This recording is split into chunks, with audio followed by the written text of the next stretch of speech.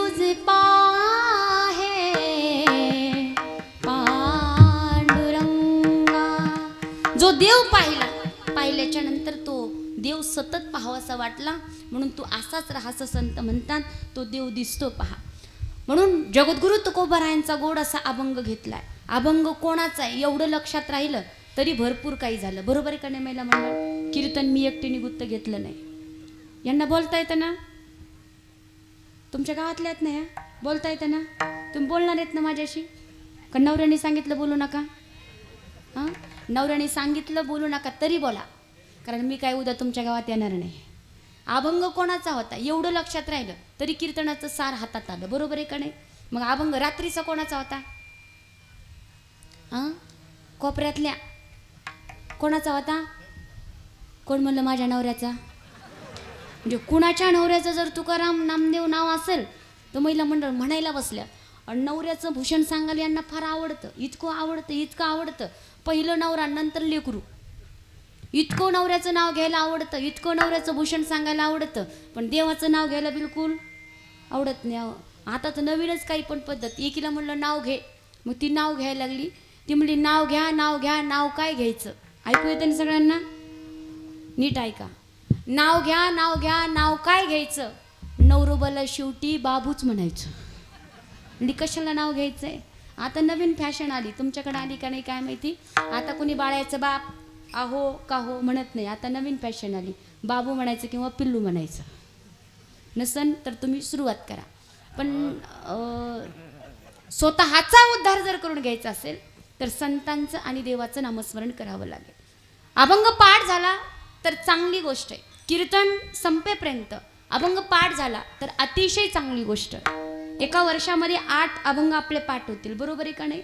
पण नाही अभंग पाठ झाला तर निदान कोणत्या संतांचा होता एवढं तरी, किंवा नाही पूर्ण 4 चरणाचा, 5 चरणाचा, 3 चरणाचा अभंग पाठ झाला, अभंगातला एखादा अक्षर, एखादा शब्द जरी लक्षात राहिला तरी एका शब्दामध्ये आपलं जीवन बदलून टाकायची ताकद या संतांच्या अभंगामध्ये.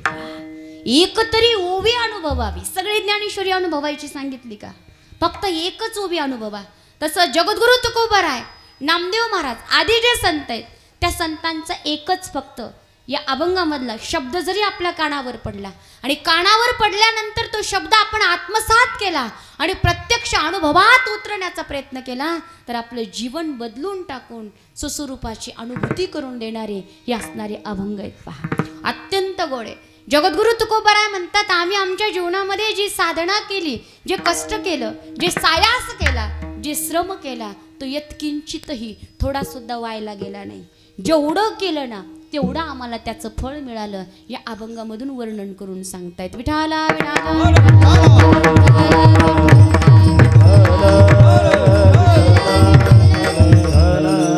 सेवेला सुरुवात करण्यापूर्वी थोडासा परिहार द्यायचा म्हणजे असा, गोविंदाची महती कृपा, संत महंतांचे आशीर्वाद आणि भव्य दिव्य अखंड हरिनाम सप्ताह श्री ग्रंथराज ज्ञानेश्वरी पारायण सोहळा मौजे साकत तालुका जामखेड जिल्हा अहमदनगर गेल्या 69 वर्षापासून अखंड विना निमित्त या ठिकाणी हा सप्ताह होतोय.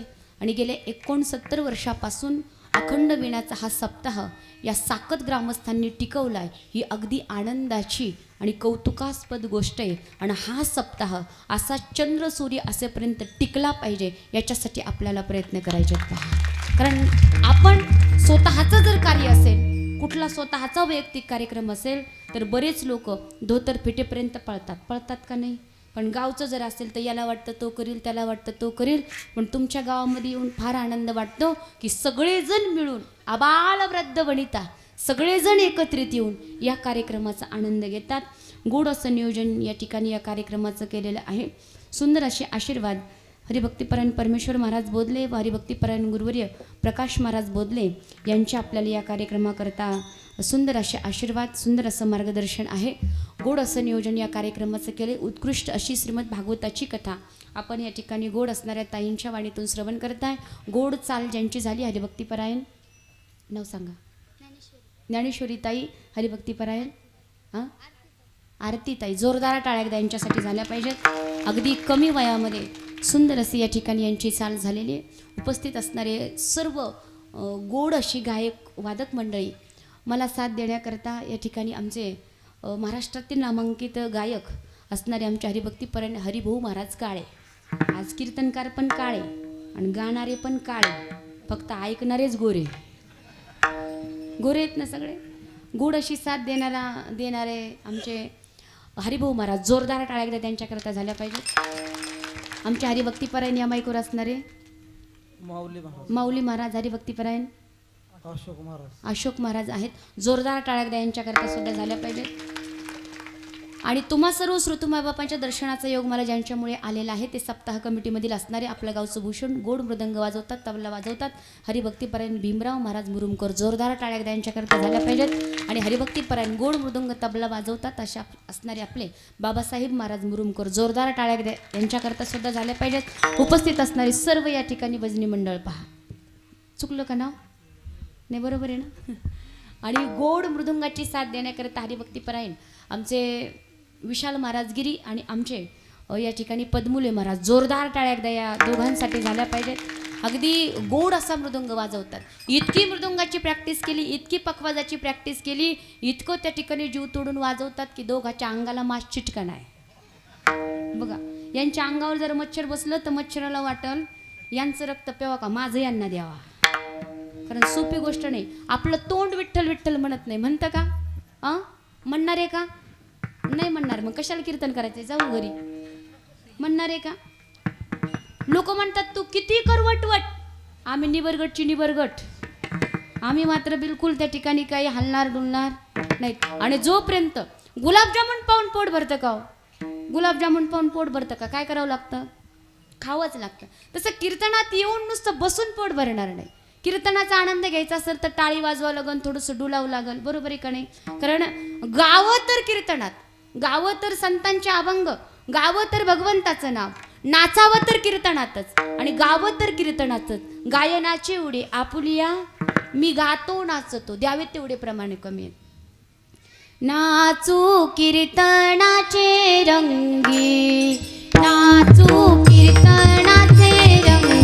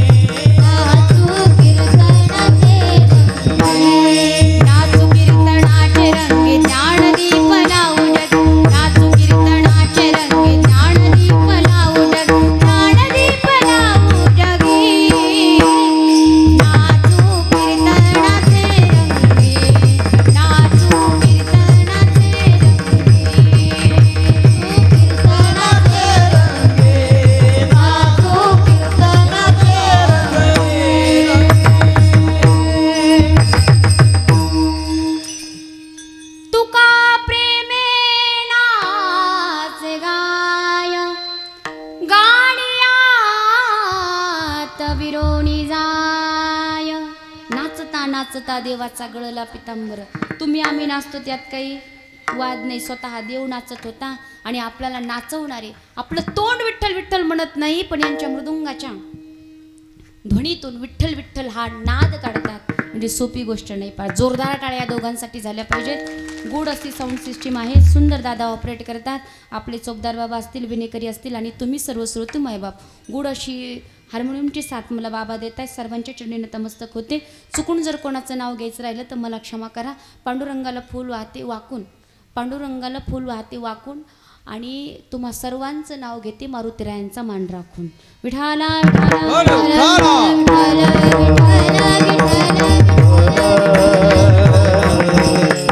अत्यंत सुंदर असा मनुष्य देह आपल्याला प्राप्त झालाय. दुर्लभम त्रयमेवे तत् देवानुग्रह हेतुकम मनुष्यत्व मुमुक्षुत्व महापुरुष संश्रय नरदेह दुर्लभ जाणा. आणि या मनुष्य देहामध्ये आल्याच्या नंतर आपण जे करायला पाहिजे ते केलं नाही तर या मनुष्य देहाचा काही सुद्धा उपयोग होत नाही. बरोबर आहे का नाही? सगळे माणसंच आहेत ना. मला बोलणारे माणसं आवडतात बरं का. माणसंच आहेत का सगळे? एकदा मी असंच कीर्तनात म्हणलं सगळे माणसंच आहेत का? एक बाई तटकन उठली म्हणली अजिबात नाही. म्हणलं मग? ती म्हणली मी बाई माणूस आहे. अगोदर माणूस, स्त्री का पुरुष पुढचा भेद. मनुष्य देह आपल्याला मिळाला पण तो कळाला नाही. जे करायला पाहिजे ते आपण करत नाही आणि जे करायला पाहिजे ते केलं नाही तर हा मनुष्य देह निरर्थक जातो, सार्थकी लागत नाही.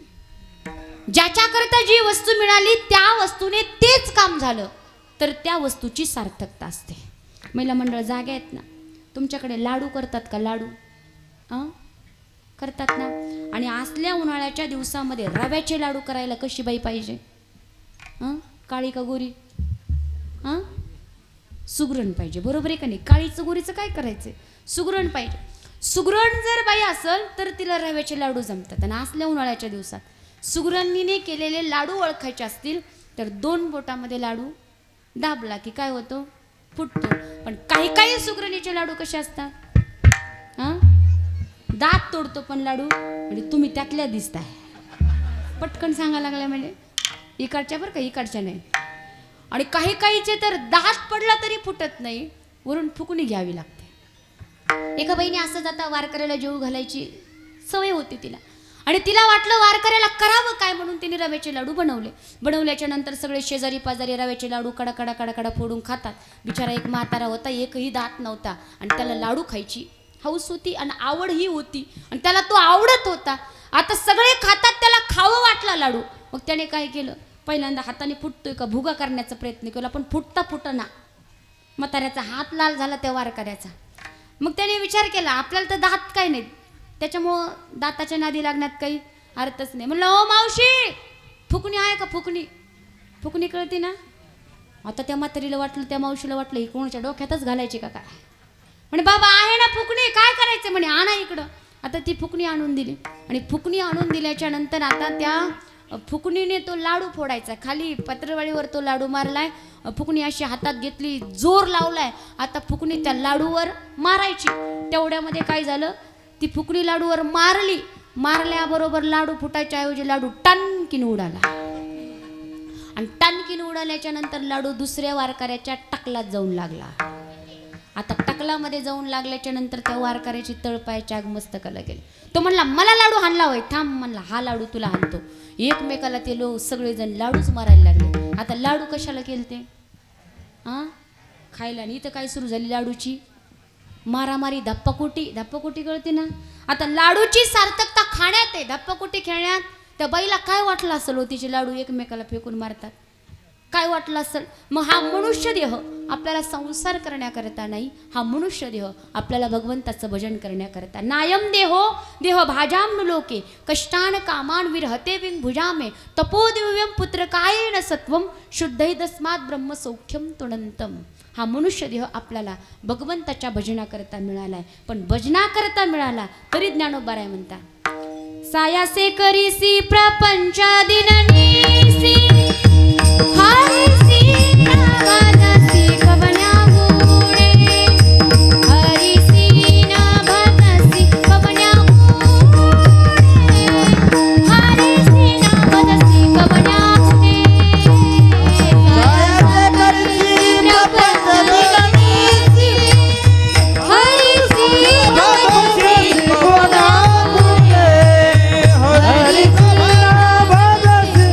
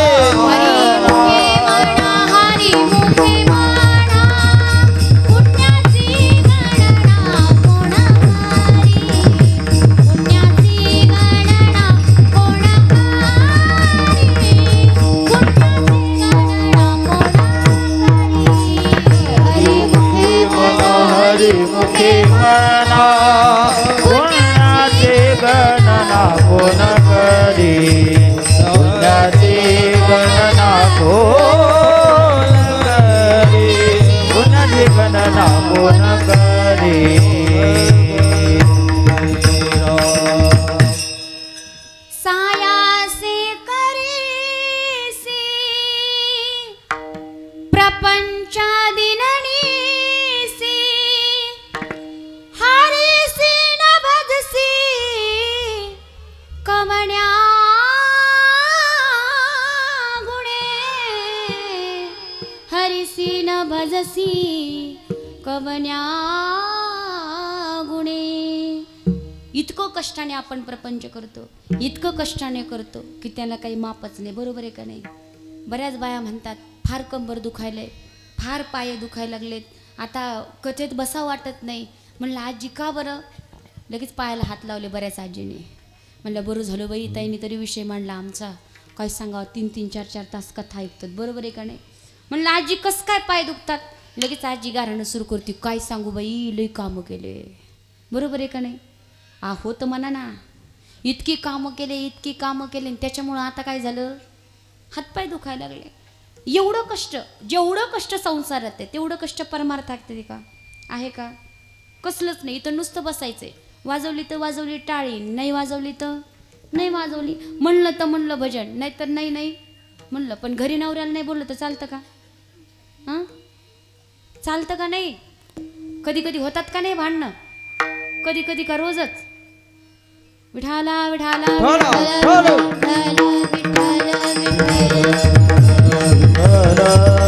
इतके कष्ट करतात, इतके कष्ट करतात की हे जोपर्यंत हे धड पडत नाही तोपर्यंत माणूस संसारा करता धडपड करतो. बरं तुम्ही मला सांगा, इतकं संसारापर्यंत करता आजपर्यंत केलं, सगळे माझ्यापेक्षा ज्येष्ठ श्रेष्ठ आहेत, ज्ञानी आहेत, अनेक मोठ्या मोठ्या कीर्तनकाराची कीर्तन ऐकलेली आहेत.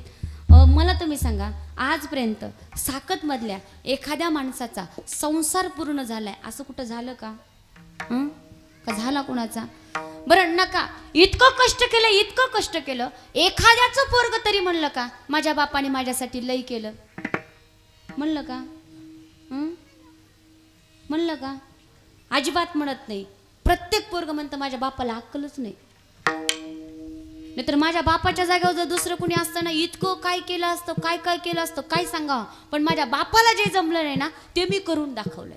आणि हे मायबाप याच्यासाठी काय काय करतात, याच्यासाठी किती स्वतः उपाशी राहिलेत, पण याचं पोट भरवलंय. आजारी जर पडला तर लोकांचे व्याजाने पैसे काढून याला दवाखान्यामध्ये नेलं, याला वाचवलंय. हुशार आहे, चांगले मार्क्स पडलेत, डॉक्टर व्हावं, इंजिनियर व्हावं, कलेक्टर व्हावं म्हणून बापाने लोकांसमोर हात पसरलाय, लोकांच्या पाया पडलाय, व्याजाने पैसे काढलेत, स्वतः पाचरेटात ऊस तोडायला गेलाय, पण पोराला कलेक्टर इंजिनियर केलंय. आणि तोच पोरग मोठं झाल्यावर काय म्हणतंय, माझ्या बापाला अक्कल नाही, अक्कल. म्हणून संसार करावा का परमार्थ करावा? इतकं आपण संसाराकरता केलं, शेवटच्या वेळेस आपल्याला कोणी वाचवतं का संसारातलं? आणि परमार्थाकरता आपण काहीच नाही केलं तरी सुद्धा आपल्याला वाचवायला कोण येतं? मागे पुढे उभा राही संभाळीत. मग परमार्थ करायला पाहिजे का संसार करायला पाहिजे? काय करायला पाहिजे महिला मंडळ? मोठ्याने बोला ना, मला ऐकू येत नाही, वय झालंय माझं. परमार्थ करायला पाहिजे का नाही? मग कोण कोण आता बॅग भरून माझ्यासोबत येत आहे बरं? पंढरपूरला नेऊन घालते. घे घे घे हरिनाम घे, माया सारी सोडून दे, हात लावून नशिबाला कारण तुसडाई ढाई. या संसारा पायी, या संसारा पायी, या संसारा पायी, या संसारा पायी, संसारा पायी, या संसारा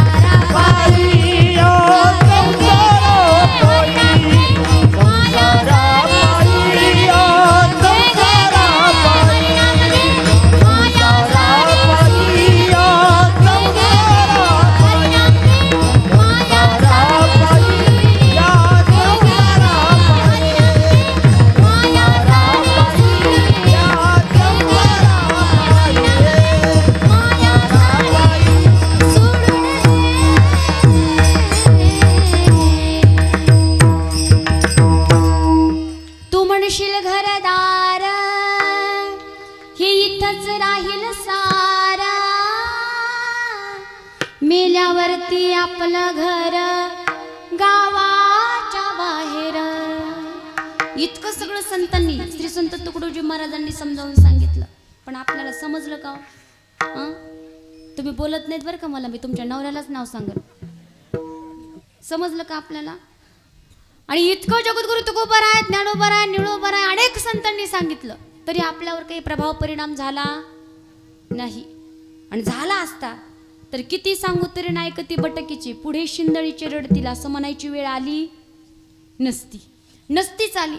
पण किती हरिनाम घ्या म्हटलं तरी आपण घेतलं नाही. उलट लोक म्हणतात कीर्तन संपलं सकाळी आपण इतकं फसवलं. म्हणलं कोणाला? म्हणले महाराजाला. म्हणले कस काय? म्हणले पार घसा बसूच तर महाराज वराडला देवाचं नाव घ्या, पण आपण घेतलंच नाही.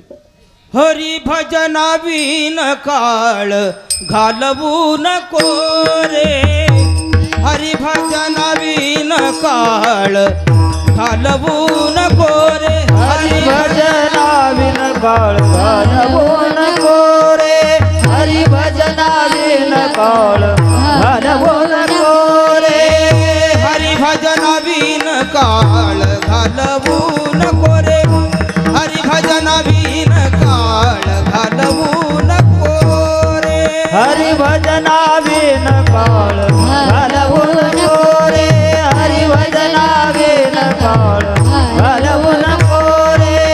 दोरीच्या सापा भिवूनी भावा, दोरीच्या सापा भिवूनी भावा, भेटी नाही शिवा भेटी नाही शिवा, अंतरीचा ज्ञान देवा मालवू नको रे, अंतरीचा ज्ञान देवा मालवू नको रे, हरी भजना विन काळ घालवू नको रे, हरी भजना विन काळ घालवू नको रे, हरी भजना विन काळ घालवू नको रे.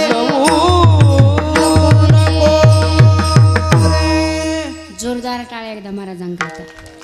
हरी भजना विन काळ घालवू नको रे. ही वेळ, आजचा दिवस, आजची तारीख परत आपल्या जीवनामध्ये कधी येणार नाही. म्हणून भगवंताचं भजन करण्यामध्ये आणि भगवंताची भक्ती करण्यामध्ये आपण आपला वेळ खर्च केला पाहिजे. आत्तापर्यंत झालं ते झालं, पण इथून पुढे, आता तरी पुढे हाची उपदेश नका करू नाश आयुष्याचा. संसाराकरता किती करा, संसारामध्ये काय माहितीये का? प्रदर्शन आहे. जिथं प्रदर्शन आहे तिथं आकर्षण आहे, जिथं आकर्षण आहे तिथं दुःख आहे. त्याच्या विरुद्धात परमार्थामध्ये दर्शन आहे, आणि जिथं दर्शन आहे तिथं समाधान आहे. दर्शनी समाधान आथी जैसे. म्हणून जे काही करायचंय ते परमार्थात करा. टाळी वाजवा, व्हायला जाणार नाही. देवाचं नाव घ्या, व्हायला जाणार नाही. सकाळी एवढी तर झाडून घेण्याचं काम करा, सडा टाका, रांगोळी काढा, आलेल्या वारकऱ्यांना चहा द्या, आंघोळीला पाणी द्या, त्यांचे कपडे धुण्याचं काम करा. ही जी सेवा आहे ना ती बिलकुल व्हायला जाणार नाही. कारण विशाल लोल लोचनम, त्या भगवंताची विशाल नेत्र आहेत. खारुताईची सेवा सुद्धा व्हायला जात नाही. संसारासाठी तुम्ही मेला तरी कुणी काही म्हणणार नाही की संसारासाठी एवढं केलं, पण परमार्थाकरता थोडं जरी केलं तरी त्या देवाला इतकी दयामया येते की माझ्यासाठी हा काहीतरी करतोय. आपण 2 पावलं गेलो की ते देव 100 पावलं पळत आपल्यासाठी येत असतो. म्हणून महाराज म्हणले, आम्ही जे केलं ना ते कसलंच व्हायला गेलं नाही. जेवढा श्रम केला, जेवढं कष्ट केलं, जेवढं सायास केलं, त्याचं सगळं फळ आम्हाला भेटलंय. अभंगाचं शेवटचं चरण. तुका म्हणे श्रम केला, तुका म्हणे श्रम केला, तुका म्हणे श्रम केला, तुका म्हणे श्रम केला, तुका म्हणे श्रम केला, म्हणे श्रम केला, तुका म्हणे श्रम केला,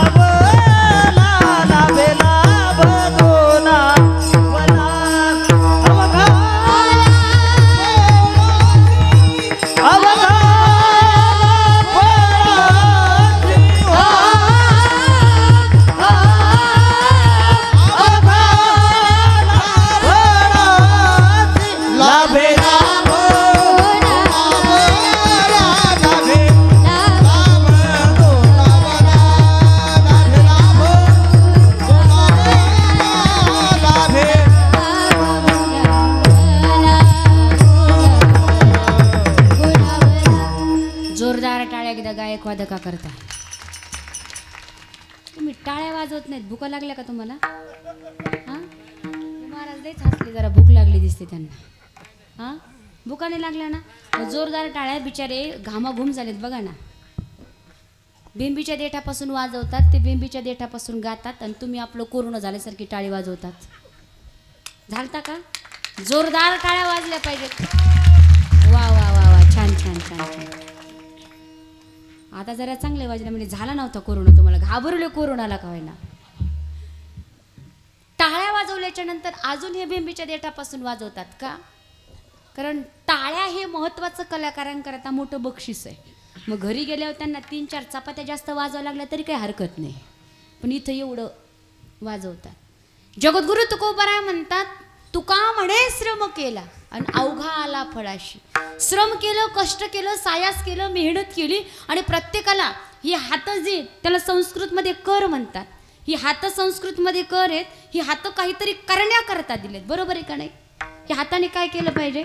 काहीतरी केलं पाहिजे. मग या हाताने काहीतरी केलं पाहिजे म्हणजे उद्या जाऊन सकाळी दुसऱ्याच्या कापसाला काडी लावून नाही द्यायची, किंवा सकाळी गेल्याच्या नंतर बांध रेटायचे नाही. तुम्ही म्हणता याने बांध सुद्धा रेटता येतात.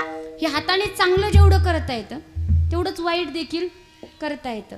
पण वाईट करून नरकाची प्राप्ती करून घेण्यापेक्षा या हाताने चांगलं करून भगवंताची प्राप्ती करून आपण घेतली पाहिजे. या हाताने एखादा पडलेला आहे त्याला उठवता येतं. एखादा उपवासी आहे त्याच्या मुखामध्ये त्या ठिकाणी 2 अन्नाची घास घालता येतात. आणि एखादा उपवासी असलेला एखाद्या भिकाऱ्याला, एखाद्या उपवासी जीवाच्या तोंडामध्ये जर आपण 2 अन्नाचे घास घातले ना आणि त्याला इतका आनंद होतो, त्याच्या चेहऱ्यावरती आलेलं जे स्मित हास्य आहे ना, ते स्मित हास्य जर पाहिलं तर त्या स्मित हास्यामध्ये आपल्याला पांडुरंगाचं दर्शन झाल्याशिवाय राहत नाही. पण उपवासी असलेल्या जीवाला कधीतरी 2 घास अन्नाची घालून पहा. ज्याला घालायला कपडे नाहीत, महिला मंडळ, नवरात्र आला की बायांची पहिली तयारी असते. कशाची? कशाची? तुमच्याकडे येत नाही का नवरात्र? एकटेने गुत्त घेतला, जाऊ का घरी? कशाची असते? फराळाची नाही. आता 9 दिवसाच्या 9 साड्या. पहिल्या दिवशी कोणता कलर, दुसऱ्या दिवशी कोणता कलर. आता साड्या घालून आणि फोटो स्टेटसला टाकूनच पोट भरायला लागले. आणि त्यातून लाईक जर आल्या तर मग तर विचारायचंच नाही, 2 दिवस जेवायची गरज नाही. बरोबर आहे का नाही? इतक्या कलरच्या साड्या घालायच्या, फोटो टाकायचे. कलरच्या साड्या घालून आणि बायांचं असं किती साड्या असल्या तरी पोट भरत नाही. भरतं का? अजिबात भरत नाही. खुशाललाही म्हणतात. 1 जण दुकानात गेली, दुकानदार म्हणला कसली साडी पाहिजे सांगा. ती म्हणली काका अशी साडी दाखवा, अशी साडी दाखवा, आमच्या शेजारची शांती जळून जळून मेली पाहिजे. आता कुठं अशी साडी असती का? 1 जण तर मला म्हणला ताई माझ्या बायकोचं इतकं अवघड आहे. म्हणलं झालं काय? म्हणलं अख्खं बीड पालतं घातलं पण तिला एकच साडी आवडली नाही. म्हणलं विचार करा, अख्खं बीड पालतं घातलं, तुमच्या बायकोला एकही साडी आवडली नाही, तिने नवरा म्हणून तुमची निवड केली. म्हणजे किती मुलं पाहिले असताना त्यातून तुम्हाला पसंत केलंय. तुम्ही भाग्यवान आहेत. विठाला विठाला विठाला विठाला. नवरात्रामध्ये आपण 9 साड्या घालतो, पण 9 साडी घालण्यापेक्षा तुम्हाला जर देवीला खुश करायचं, देवीला प्रसन्न करायचं, तिची कृपा आपल्यावरती व्हावी असं वाटत असेल तर एखादी भिकारीने तिच्या अंगावर साडी नाही आहे, फाटकी तुटकी साडी तिच्या अंगावर आहे, तिला आपली एखादी हलकी साडी देऊन पहा आणि तिला जो आनंद होईल ना त्याच्यात आपल्याला तुळजापूरच्या भगवतीचं दर्शन होईल. निश्चित भगवतीचं दर्शन होईल. पण असं कधी करून पाहत नाही. आपण आपला विचार करतो, पण आमच्या भारताची संस्कृती आम्हाला आपला विचार करण्याच्या ऐवजी दुसऱ्याचा विचार करायला शिकवते. आपण उपभोगण्याच्या ऐवजी दुसऱ्याला देण्याला शिकवते. त्यागात शांती रणंतिणम. सुख हे स्वतः उपभोगण्यात नाही तर सुख हे दुसऱ्याला देण्यामध्ये. दुसऱ्याच्या सुखाचा विचार करा, दुसऱ्याच्या सुखाचा विचार करा. देवाला आपल्या सुखाचा विचार करावाच लागेल, त्यात काही वाद नाही. पहा, पण आपण आपल्या सुखाचा, आपण सुखी होण्याचा प्रयत्न करतो. दुसऱ्याला सुखी करा, आपण आपोआप सुखी होतो. कष्ट मेहनत सायास आपण करतच राहतो, पण करत असताना ज्याच्यात करायची त्याच्यात करत नाही. म्हटले संसाराकरता कष्ट करतो, संसाराकरता किती कष्ट केलं काही उपयोग नाही. कारण ऊर्ध्व मूल मदशाकम अश्वस्थम प्राहुरेवम छंदांश यश पर्णानी यस्सम वेदस वेदविद. हे संसार वृक्ष असा आहे, या फळ ना चुंबिता. या संसार वृक्षाला फळ नाही आणि फूल सुद्धा नाही. म्हणून फळ जर प्राप्त करायचं असेल तर तुका म्हणे श्रम केला अवघा आला फळाशी. इथं काय करायचंय ते करा. या जन्मात केलेली सेवा या जन्मात केलेली सेवा आत्ता जरी त्याचं फळ नाही मिळालं तर पुढच्या जन्मी निश्चित आपल्याला मिळाल्याशिवाय राहत नाही. दत्तात्रय महाप्रभू आणि त्यांचे असणारे 24 गुरु, जो जो जयाचा घेतला गुण तो तो गुरु केला मी जाण. आणि 24 गुरूंपैकी पिंगला नामाची वेश्या ही त्यांची एक गुरु आहे. वेश्या असून गुरु आहे पहा. तर ही पिंगला गतजन्मी होती कोण? तर ही पिंगला एक साध्वी होती. महान साधू संतांच्या ऋषीमुनींच्या आश्रमामध्ये राहत होती. त्या ऋषीमुनींची साधूंची सेवा करणं हे तिचं काम होतं. आणि साधूच्या सेवेत, संतांच्या सेवेत इतकी ताकद आहे. देवाला खुश करायचं असेल तर साधू संतांची सेवा करा. तुका म्हणे संत सेवा. आणि हीची देवा उत्तम. देवाच्या सेवेपेक्षा संतांची सेवा केली तर तो भगवंत लवकर खुश होतो, प्रसन्न होतो. त्याचं कारण असे, महिला मंडळ एखाद्या घरी गेलात, घरी गेल्याच्या नंतर त्या बाईने आपल्याला सोफ्यावर बसवलंय, आपली आरती ओवाळती, आपल्याला चहा आणलाय, सरबत आणलंय आणि आपल्या लेकराला दारातच ठेवलं, येऊनच देईन आणि त्याला मारते. बाई खुश होईल का? खुश होईल का? बाईला खुश करायचं असेल तर कुणाचं कौतुक करावं लागन? तिच्या लेकराचं. तिच्या लेकराला केळी दिली, द्राक्ष दिली, टरबूज दिलं, ती आपोआप खुश होते, तिचं पोट भरतं, तिला खायची काही गरज पडत नाही. तसं देवाला, देवाची सेवा करण्याऐवजी देवाचे लाडके संत त्यांची सेवा करा, आपोआप देवाचं पोट भरतं. विठाला विठाला.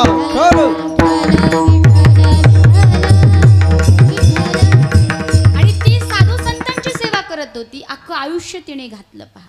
तितिक्षुव कारुणक सुरत सर्व देही नाम अजात शत्रव शांतो साधव साधू भूषण. ही अशा असणाऱ्या साधूंची सेवा केली. खुश झाले ते.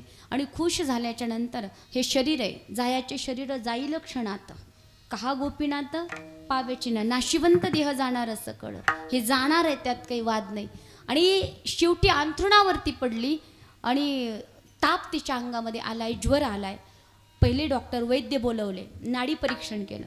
नाडी परीक्षण करण्याकरता त्या महिलेचा, त्या साध्वीचा हात या वैद्याने हातात घेतला. आतापर्यंत पुरुषाचा स्पर्श कधी झाला नव्हता आणि आता या वैद्याने हात हातात घेतला.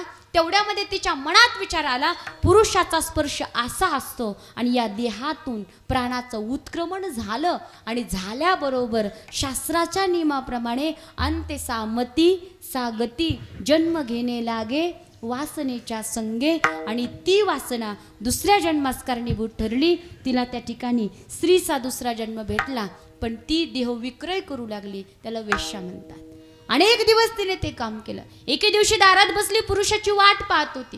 सकाळपासून सूर्यास्तापर्यंत आपल्या नजरेने, आपल्या अदांनी येणाऱ्या जाणाऱ्या पुरुषाला ती खुणवत होती. पण तिच्याकडे कुणी आलं नाही.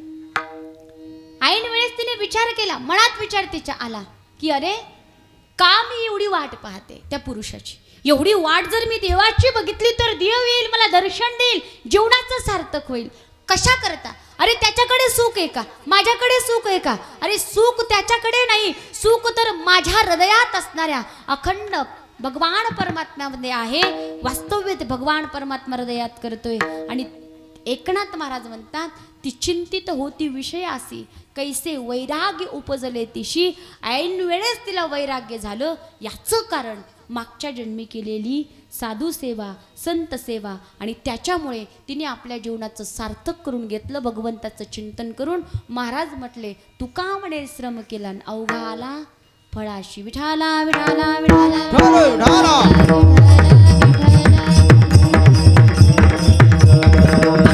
कष्ट करा, मेहनत करा. जीवनामध्ये जे जेवढं कष्ट करतो त्याचं जीवन तेवढं चमकतं, तेवढं त्या ठिकाणी तो मोठा होतो. ज्याच्या वाट्याला जेवढा संघर्ष त्याचा जीवनाचा तेवढा मोठा इतिहास. इतिहासामध्ये ही जी महापुरुषांची नावं आहेत, आपल्या घरामध्ये जी फोटो आहेत, ती सहजासहजी घडलेली महापुरुष नाहीत. त्यांच्या वाट्याला इतका मोठा संघर्ष आलाय, इतका संघर्ष आलाय, पण त्या संघर्षाला त्यांनी तोंड दिलंय. इतकी संकट आली, इतकी संकट आली, पण प्रत्येक संकटाला त्यांनी तोंड दिलंय. कारण संकट ही आपल्याला आडवायला नाही, तर संकट ही आपल्याला घडवायला येत असतात. आणि ती संकट त्यांनी मात करून जीवनामध्ये एवढे मोठे झाले, एवढे मोठे झाले की विचार करू नका. म्हणून श्रम, कष्ट करणं हे फार गरजेचं आहे. महाराज तुम्ही म्हणले श्रम केला, त्याचं फळ तुम्हाला मिळालं, पण काय फळ मिळालं हो? अभंगाचं 3रं चरण. भाग्य झाली संत भेटी, भाग्य झाली संत भाग्य झाली संत भेटी भाग्य झाली संत भेटी भाग्य झाली संत भेटी भाग्य झाली संत भेटी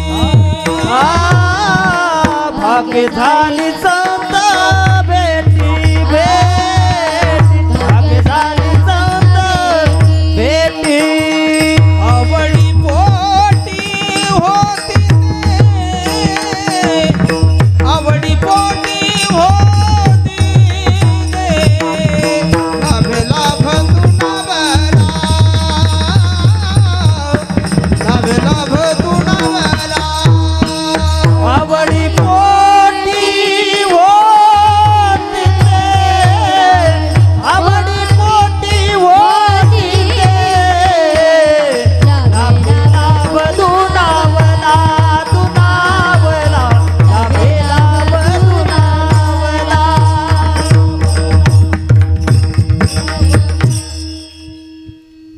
भाग्य झाली संत भेटी. जीवनामध्ये संत भेटण्याकरता भाग्य लागतं. सहजासहजी संत भेटत नाही. भाग्याचा उदय ते हे जोडी संत पाय. संत भेटण्याकरता भाग्य लागतं आणि संत ओळखण्याकरता दृष्टी लागते. भाग्योदयेन बहुजन्म समर्जितेन सतसंगमं च लभते पुरुषो यदा वै अज्ञान हेतकृत मोह मदांधकार नाशम विदाय हि तदोदयते विवेकः. सहजासहजी संत भेटत नाहीत. म्हटले ज्यावेळेस भगवंत कृपा करतो. बहु अवघड आहे संत भेटी परी जग जेठी करुणा केली किंवा कृपा केली. ज्यावेळेस संत भेटतात तेव्हा भगवंताची कृपा होते, तेव्हा भगवंताची प्राप्ती होते. आणि जेव्हा भगवंताची कृपा होते तेव्हा संत भेटतात. हरिप्राप्ती शिवपाय आणि धरावे संतांचे ते पाय असं समीकरण आहे. पण संत कोणाला म्हणायचं? सन्मार्गवर्ती न तद रूपेण विद्या विनय वृद्धयेति संतः. ज्यांच्या संगतीत आल्याच्या नंतर होतो अज्ञानाचा अंत त्यांना म्हणायचं संत. काय गरज आहे हो संतांची संगतीची जीवनामध्ये? तर म्हटले संतांच्या संगतीची जीवनामध्ये याच्यासाठी गरज आहे की आपण स्वतःला हरवून बसलेलो आहे. तैसे हरपले आपण पै पहावे तरी संता ते पाहता गिवसावे म्हणून ऐकावे वाणावे तीची सदा. आपण त्या ठिकाणी स्वतःला हरवून बसलो. आणि मला तुम्ही सांगा सगळे जागे आहेत ना? अंधारामध्ये हरवलेली वस्तू पाहण्याकरता काय लागतं? दिवा लागतो. बरोबर आहे का नाही? दिव्याशिवाय दिवे लावले ना? दिवे लावले का कधी? दिवाळीला का रोज? रोज लावतात ना. त्याचे दोन अर्थ आहेत बरं का दिवे लावण्याचे. आणि त्या दिव्याने अंधारात हरवलेली वस्तू आपल्याला शोधता येते.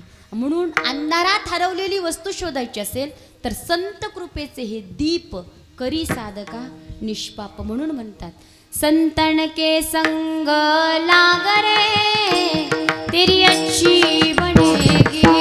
संतन के संग लागरे तेरी अच्छी बनेगी.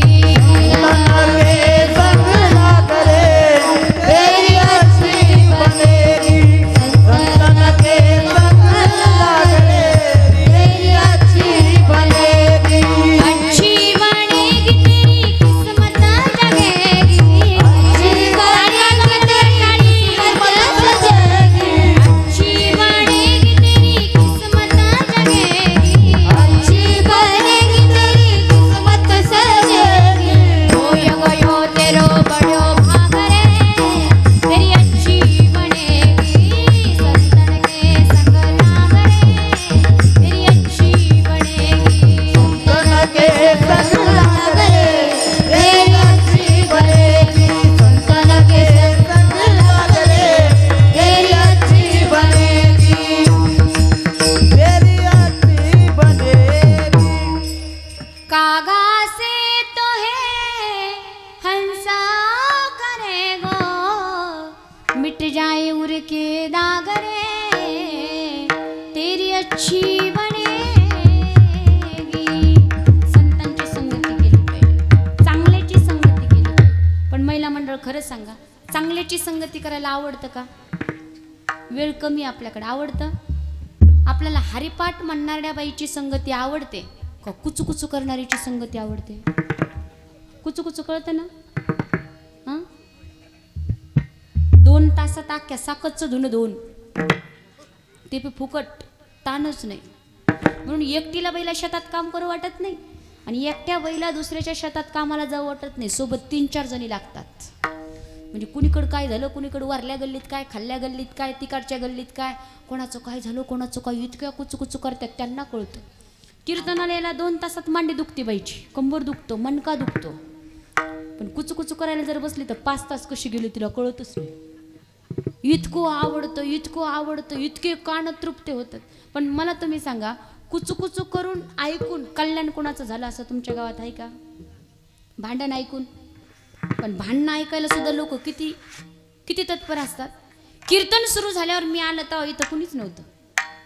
कीर्तन सुरू झाल्यावर अर्ध कीर्तन होईपर्यंत लोक जसं कीर्तन संपतं, जशी पंक्तीची वेळ जवळ येईल तशी लोकांची गर्दी वाढत जाते.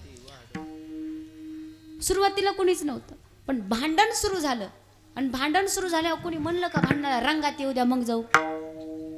बाई भाकरी जर करीत असली, एक भाकर तव्यावर आहे, एक भाकर चुलीला आहे, एक भाकर ताटात आहे आणि नुसता वाऱ्याने तिच्या कानावर आवाज आला भांडणाचा. बाई म्हणती बाळ्या इकडे बस चुलीजवळ, आत्ता आले. हात सुद्धा धुवायला वेळ नसतो, तशीच पळती, इतकी पळती. आणि कीर्तनाला बसताना लोक सुरुवातीला पुढे येऊन कधीच बसत नाहीत, मागून मंडप भरत येतो. पहिले कुठं बसतात? मागं बसतात. मागून भरत येतो, म्हणा पुढे या ना. नाही अजिबात नाही. आणि आता तरुण पोरांनी खडं पुढे येऊन बसलं पाहिजे, पण तरुण पोरं तर अंधारातच बसतात. पण समोर जर येऊन बसले तर कीर्तन करायची नजर जर तुमच्यावर पडली तर कीर्तन करायच्या गावाकडे असणाऱ्या पुरी तुमच्याकरता स्थळ पाहिलं असतं एखाद्याने. पण आता संपत आलं, तुम्ही अंधारात बसता, पण तुम्ही पुढं येऊन बसलेच नाही. आता काय जाऊ द्या, आता राहिलेल्या कीर्तनाला पुढे येऊन बसा. आणि खरं आहे पा, जो कीर्तन ऐकतो, ज्याच्या गळ्यामध्ये टाळ आहे, ज्याच्या गळ्यामध्ये माळ आहे, पुरीच्या बापाने अशाच पोरांना पुरी दिल्या पाहिजेत. कारण 1.5 लाख रुपये पगार आहे. पण रोज जर लेझिम खेळत घरी येत असेल पोरग, लेझिम कळते ना, सकाळी जातं घरून आणि संध्याकाळी आलं लागतं 4-5 जणांनी धरून, असं जरी येत असेल तर आपली पोरगी सुखात नांदेल का हो? भले त्या ठिकाणी तो 20-30 हजार रुपये महिना कमवतोय, पण त्याच्या गळ्यामध्ये माळ आहे, ज्ञानोबा तुकोबाचे संस्कार त्याच्यावरती आहेत, तर आपल्या पुरीला तो सुखात ठेवल्याशिवाय राहणार नाही. म्हणून पोरांनी सुद्धा महाराष्ट्रात आपण जन्माला आलो, नका कीर्तन करू, नका प्रवचन करू, नका ज्ञानेश्वरी पारायण करू, पण महाराष्ट्रात आपण जन्माला आलोय. महाराष्ट्र ही संतांची भूमी आहे. म्हणून त्या महाराष्ट्रामध्ये जन्माला आल्याच्या नंतर कीर्तनात बसून तालास्वरात एक तरी जगद्गुरु तुकोबारायांचा अभंग आपल्याला म्हणता यावा एवढं भजनाचं ज्ञान पाहिजे पहा. आणि अभंग म्हणता येत नसेल आपल्याला तर आपल्याला पाकिस्तानला त्या पोरांना हाकलून दिलं तरी काही हरकत नाही पहा. आता इतके दिवस रात्र अभ्यास करतायत आणि अभ्यास केलाच पाहिजे, अभ्यासाशिवाय गत्यंतर नाही पहा. आणि अभ्यास करत असताना जो वाचेल तोच वाचेल. वाचन ही फार मोठी कला आहे. छत्रपती शिवाजी महाराज प्रत्येक ठिकाणी गेल्याच्या नंतर छत्रपती शिवाजी महाराजांना विजय मिळत होता. याचं महत्वाचं कारण जर काय असेल तर छत्रपती शिवाजी महाराजांचा सगळ्या गोष्टीविषयी असणारा बारकाव्याने अभ्यास हे महाराजांच्या असणारं त्या ठिकाणी यशाचं कारण होतं. इतका अभ्यास होता. विचार करा, अफजल खानला मारायचंय, अफजल खानला मारत असताना महाराजांना त्या ठिकाणी वेळ लागलाय फक्त 2 मिनिटाचा. पण 2 मिनिटाच्या वेळेचं नियोजन करायला महाराजांनी अख्खं अगोदरचं 1 वर्ष घातलंय. किती वाजता जायचं, कोणाकोणाला सोबत न्यायचं, कसं जायचं आणि जात असताना काय हत्यार सोबत न्यायचे, एवढा मोठा धिप्पाड देही असणारा अफजल खान त्याला मारायचं कसं याचं सगळं नियोजन महाराजांनी अगोदर केलं. ही महाराजांची असणारी कुशाग्र बुद्धी. महाराजांनी कुठे शक्तीचा वापर करायचा आहे, कुठे युक्तीचा वापर करायचा आहे, एक चाल महाराजांनी परत कधी वापरली नाही, एवढा महाराजांचा असणारा अभ्यास होता. आणि आपण जर छत्रपती शिवाजी महाराजांचे मावळे स्वतःला म्हणून घेत असतो ना तर महाराजांचा असणारा हा गुण आपल्याला घ्यावाच लागेल. मी जिंकेन, आज जिंकेन, उद्या जिंकेन, परवा जिंकेन, पण मी जिंकेन. जोपर्यंत जिंकत नाही तोपर्यंत मी मरणार नाही. निश्चित मी जिंकणार आहे. या संकटावरती मात करून निश्चित विजयाची माळा मी माझ्या गळ्यात घालणार आहे. हा गुण छत्रपती शिवाजी महाराजांचा आपण स्वतःला घेतला पाहिजे. नुसती महाराजांची जयंती डीजे लावून डीजे समोर नाचून साजरी करून चालणार नाही, त्यांचा इतिहास वाचून साजरी करावी लागेल. पहा विठाला विठाला हर हर.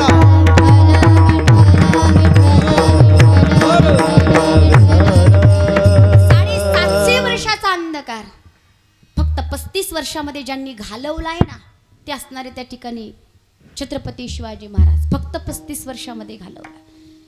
एवढा आत्मविश्वास जागृत केला जनतेचा, एवढा आत्मविश्वास जागृत केला जनतेचा की आदरणीय पूजनीय वंदनीय संभाजी महाराज गेल्याच्या नंतर सुद्धा ही महाराष्ट्रातली जनता राजा नसताना 25 वर्ष त्या औरंग्याशी लढत राहिली. महाराष्ट्रावर राज्य करू पाहणारा औरंग्या महाराष्ट्रात गाडला गेला, पण महाराष्ट्रावर राज्य करायचं स्वप्न त्याचं पूर्ण झालं नाही. पहा एवढा आत्मविश्वास दिला. म्हणून म्हणतात दैवत छत्रपती नामचे दैवत छत्रपती, दैवत छत्रपती नामचे दैवत छत्रपती, दैवत छत्रपती रामचं दैवत छत्रपती, दैवत छत्रपती रामचं दैवत छत्रपती. शिवनेरीवर शिव जन्मला, शिवनेरीवर शिव जन्मला, राजांचा अधिपती सर राजांचा अधिपती. छत्रपती रामचं दैवत छत्रपती, दैवत छत्रपती रामचं दैवत छत्रपती, दैवत छत्रपती रामचं दैवत छत्रपती. गिरीशी करी किरीटापरी, गिरीशी करी किरीटापरी, लहरी गंगा ध्वजा. उगवला तारा ते मीराराम, गरजा शिवाजी राजा.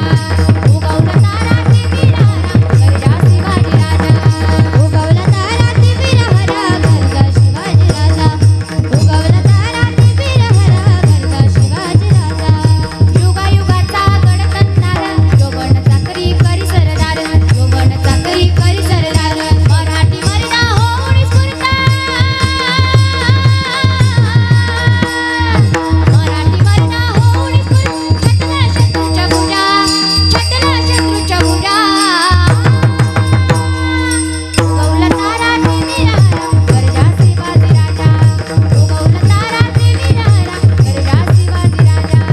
उगवला तारा ते वीरहरा गरजा शिवाजी राजा, उगवला तारा ते वीरहरा गरजा शिवाजी राजा.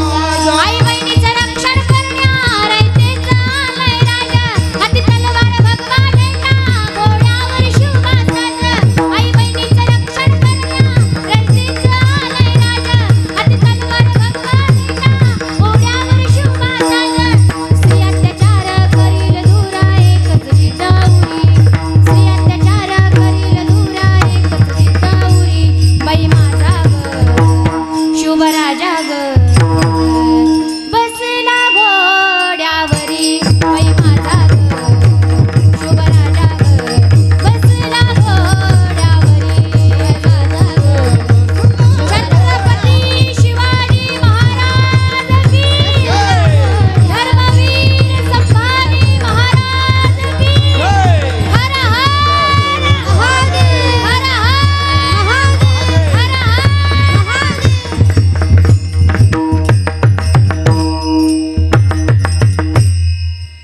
आले किती गेले किती, उडून गेला भरारा. संपला नाही आणि संपणार नाही माझ्या राजांचा दरारा, माझ्या राजांचा दरारा. असा राजा या महाराष्ट्रामध्ये होऊन गेला. संघर्ष कसा करावा हे आपल्याला कळालं पाहिजे. आजकालची मुलं जेव्हा अभ्यास करायचा आहे तेव्हा अभ्यास करत नाहीत. आणि आता झालंय असं, जिसको नोकरी उसको छोकरी. तुमच्याकडे काय पोरी तुमच्याकडे अशा एका एका गावामध्ये 250, 300 पोरं बिना लग्नाची आहेत. म्हणे बघा ना आपल्या पोराला पोरगी. म्हणलं किती वय आहे? म्हणले 44. आता म्हणलं 4-5 वर्षासाठी कशाला बदनाम व्हायचं, करूच नका. काय उगं आता 100 वर्षाचं आयुष्य इतकं कोणी जगतं का? ज्या वयात अभ्यास करायचा, जेव्हा संघर्ष करायचा तेव्हा केला नाही. नसलेल्या गोष्टीमध्ये वेळ खर्च केला. बरेच पोरं त्या ठिकाणी जिथं पोरी कॉलेजला जातात ना तिथंच फिरत बसतात. एक जण असंच ती पोरी बसस्टँडवर गेल्या, बसमध्ये चढायला लागला आणि त्यांच्या मागून मागून गेला आणि तिला आवाज जाईल अशा आवाजात म्हणू लागला, चंद्राचा तुकडा आज दिवसा कस काय दिसलाय काय माहिती. ती म्हणली मी तरी म्हणलं घुबड रात्री वरडत असतं, दिवसा कस काय वरडायला लागले. स्वतःचा अपमान स्वतः करून घेतलं. आता हे पहिलं प्रमाण असं होतं, लव्ह मॅरेजचं फार कमी होतं, बरोबर आहे का नाही? पण जसे जसे मोबाईल वाढत गेला तसं तसे लव्ह मॅरेजचे प्रकरणं इतके वाढले. आता तर मायबापाला पाहायचा ताणच नाही, अजून 2-4 वर्षात तर राहणारच नाही. आणि आता तर पोराचे बाप म्हणतात बाबा कुठून का व्हायना पण आण. पण आता कुठून पण व्हायना भेट ना, इतकं अवघड झालं. पूर्वी अवघड होतं हे प्रेम प्रकरण, इतकं अवघड होतं कारण मोबाईल नव्हता आणि बऱ्याच जणांना लिहिता वाचता सुद्धा येत नव्हतं. बरं आता ते पत्र लिहून कुणाकडून घ्यायचं, बरं लिहिलं तर लिहिलं तिच्यापर्यंत पोहोचायचं कसं? बरं एखाद्याकडे दिलं आणि त्या मध्येच त्याने मधीच वाचलं तर पुन्हा हे पण प्रॉब्लेम असायचा. बरं जिला द्यायचंय ती तरी शाळेत गेलेली पाहिजे. पहिले शाळेत जात होत्या का? एकतर मुलाला तरी शिकवत होते पण मुलीला तर शिकवतच नव्हते. असंच एक जणाने पत्र लिहिलं आणि पत्र लिहिल्याच्या नंतर दारात नेऊन टाकलं. त्याला माहीतच नव्हतं तिला वाचता येतंय का नाही. तिने ते पत्र घेतलं आणि घेतल्याच्या नंतर आपल्या बापाकडे गेली आणि बापाला म्हणली आबा ओ आबा लाईट बिल आले लाईट बिल, आणि बापाच्या हातात नेऊन दिलं. विठाला विठाला विठाला विठाला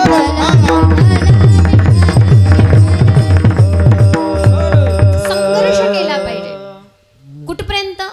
काही काही लोक म्हणतात नाही हो मी कलेक्टर झाला असतो, मी तहसीलदार झाला असतो, मग आडलं कुठं म्हणे. नाही नाही आमची परिस्थितीच नव्हती. परिस्थितीचं कारण सांगून जमत नाही. परिस्थितीवरती मात ज्याने केली ना त्यानेच त्या ठिकाणी खऱ्या अर्थाने इतिहासामध्ये स्वतःच्या नावाची काय केली, नोंद केली. म्हणून तरुणांनी संघर्ष केला पाहिजे, कारण हे थोडं आयुष्य आहे ते कसं जगावं कळलं पाहिजे. लग्न मुलांची होईनात, इतके निराश झाले, इतके हताश होत आहेत आणि बऱ्याच गावामध्ये पोरं स्वतः आत्महत्या करून घेत आहेत. लाज वाटायला लागली. रस्त्यावर गेलं तर लोक हसायला लागले, याचं लग्न व्हायना याचं लग्न व्हायना. आणि लग्न व्हायना याला कारण पाठीमागे केलेली भ्रूण हत्या, मुली मारल्या गेल्या आणि त्या मुलीची कमतरता आता आपल्याला भासायला लागली. का मुली मारल्या? प्रत्येकाला पाहिजे होता वंशाचा दिवा. दिवा प्रकाश देतो पण ती प्रकाश देत नाही का? जन्म देने के लिए माँ चाहिए, राखी बांधने के लिए बहन चाहिए, कहानी सुनाने के लिए दादी चाहिए, साथ निभाने के लिए पत्नी चाहिए, पर ये सारे रिश्ते निभाने के लिए एक बेटी तो जिंदा रहनी चाहिए, एक बेटी तो जिंदा रहनी चाहिए. त्या मुली मारल्या, इतक्या मारल्या काय सांगावं. त्या देवीचा अपमान असा केला की ती केलेली भ्रूण हत्या, ते भ्रूण टाकावं कुठं? पोलिसांनी पाहिलं तर संशोधन करतील, आपल्यापर्यंत येतील म्हणून डॉक्टर लोकांनी त्या मुलीचं भ्रूण मोठ्या मोठ्या कुत्र्यांना खाऊ घातलं. कुत्रे पाळले, कुत्र्यांना खाऊ घातलं. कशी ती देवी प्रसन्न होईल, कशी त्या ठिकाणी ते आपल्याला आशीर्वाद देईल. आणि त्या पापाची सजा आता आपल्याला भोगावी लागते. भारत देशावर मोठं संकट आलंय आणि त्यातली त्या शेतकऱ्यांच्या पोरावरती या संकटातून निवृत्त व्हायचं असेल तर मुलींची संख्या वाढवणं हे फार गरजेचे. पहा विठाला विठाला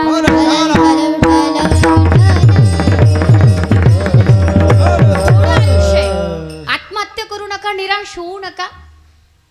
स्वतःला सिद्ध करण्यासाठी दिवस रात्र मेहनत करत राहा, कारण हे आयुष्य छोटं आहे. काही काही निराश व्हायला लागले, दारू प्यायला लागले, व्यसनामध्ये स्वतःचं आयुष्य घालवायला लागले. पहा जीवन के दिन चार प्यारे, जीवन के दिन चार, जीवन के दिन चार प्यारे, जीवन के दिन चार, जीवन के दिन चार, जीवन के दिन चार, जीवन के दिन चार प्यारे, जीवन के दिन चार. सोच समझ के इसको जीना, सोच समझ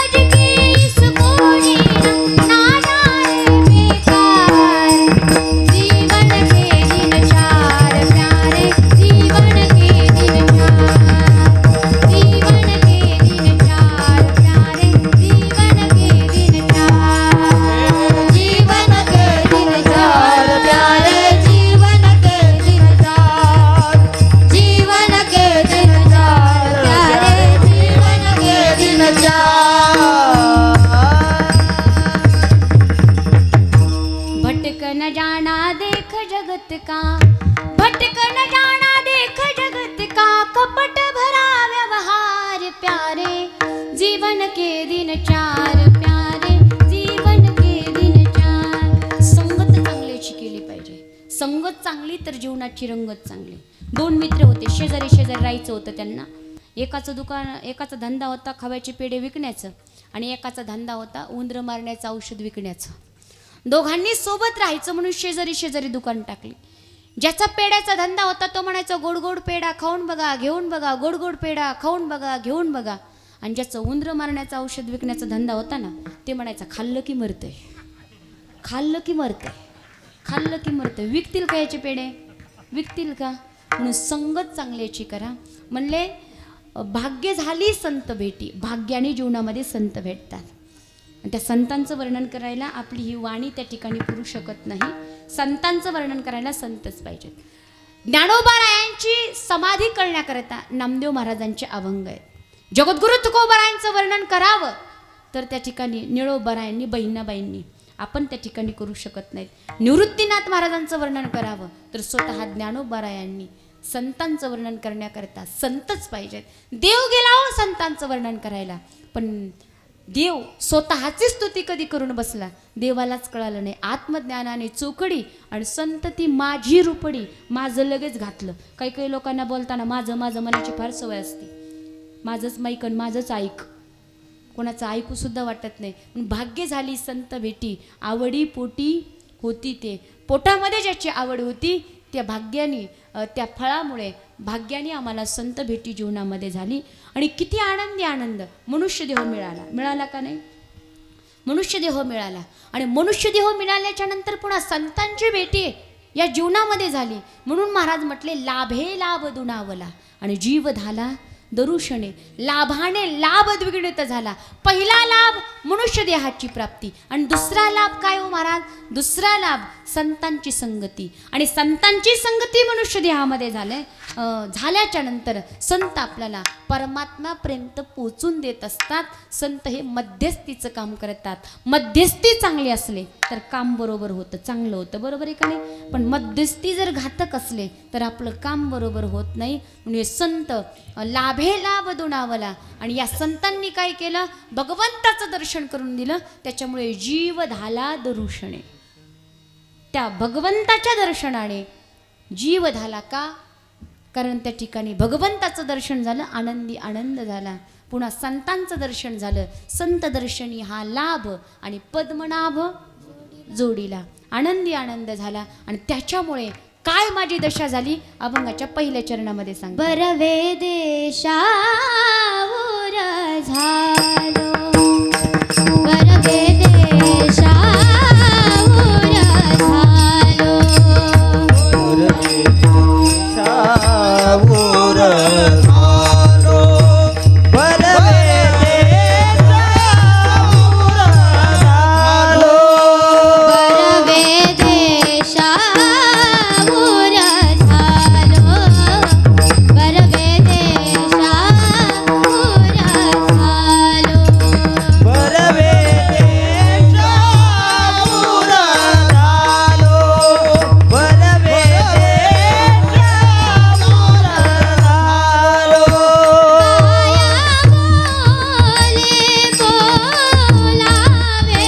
काया बोले बोलावे, लाभे लाभ दुणावला, लाभे लाभ दुणावला. काय बोले बोलावे, काय बोले बोलावे, लाभे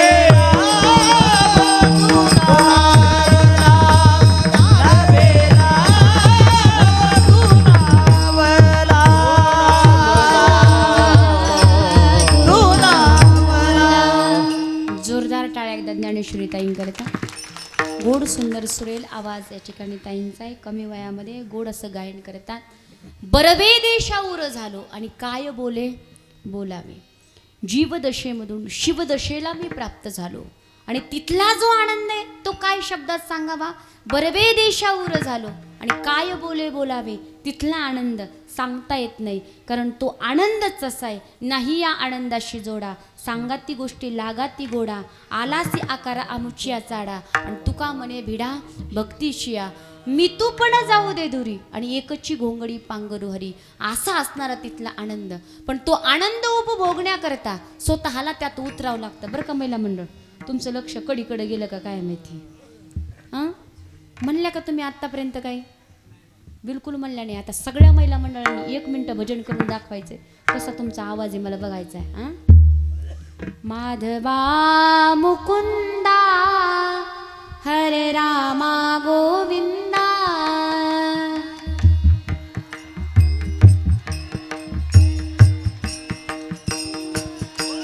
माधवा मुकुंदा हरे रामा गोविंदा,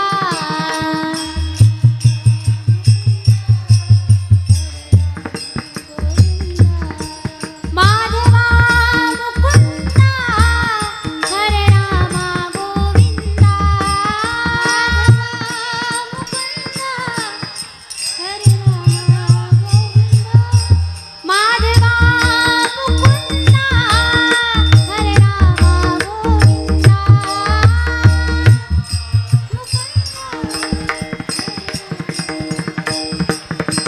माधवा मुकुंदा हरे रामा गोविंदा, हरे रामा गोविंदा. वा वा वा वा, छान छान. यांच्याकरता जोरदार टाळ्या वाजवा एकदा. आता सगळ्या पुरुष मंडळीची बारी बरं का. खाकरून खोकरून आवाज जरा नीट करा. बघू आता कोणाचा आवाज मोठा येतो. रघुपती राघव राजा राम, पतित पावन सीताराम,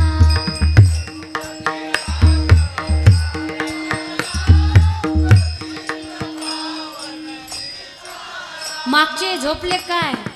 पतित पावन सीताराम, पतित पावन सीताराम,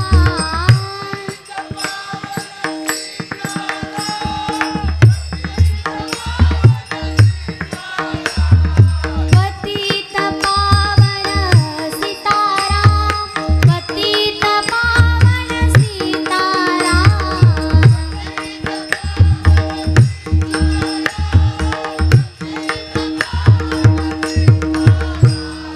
रघुपती राघव राजा राम, पतित पावन सीताराम.